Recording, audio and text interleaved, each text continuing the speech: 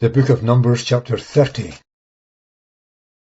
And Moses spoke to the heads of the tribes of the children of Israel, saying, This is what Jehovah hath commanded. If a man vow a vow to Jehovah, or swear an oath to bind his soul with a bond, he shall not break his word. According to all that hath gone out of his mouth shall he do.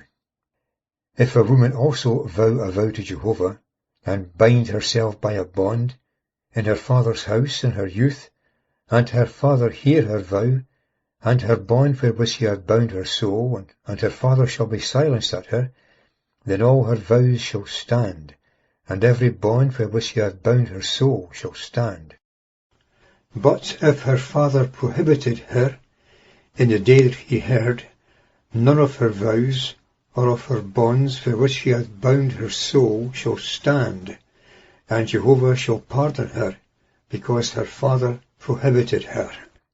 And if she have a husband, when she hath her vow upon her, or aught that hath passed her lips, wherewith she hath bound her soul, and her husband hear it, and be silent at her, in the day that he heareth it, then her vows shall stand, and her bonds wherewith she bound her soul shall stand. But if her husband prohibit her on the day that he heareth it, and annul her vow which is upon her, and what hath passed her lips, wherewith she hath bound her soul, then Jehovah shall pardon her. But the vow of a widow, and of her that is divorced, everything wherewith she hath bound her soul shall stand against her.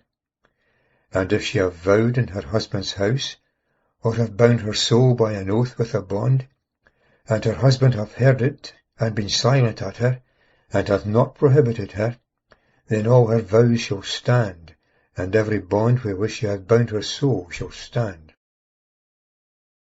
But if her husband have expressly annulled them on the day that he heard them, then nothing of that which is gone out of her lips as to her vows, or the bond in her soul shall stand. Her husband hath annulled them, and Jehovah will pardon her.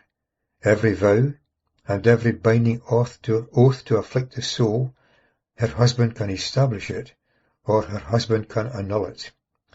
And if her husband be altogether silent at her from day to day, then he hath established all her vows, or all her bonds which are upon her.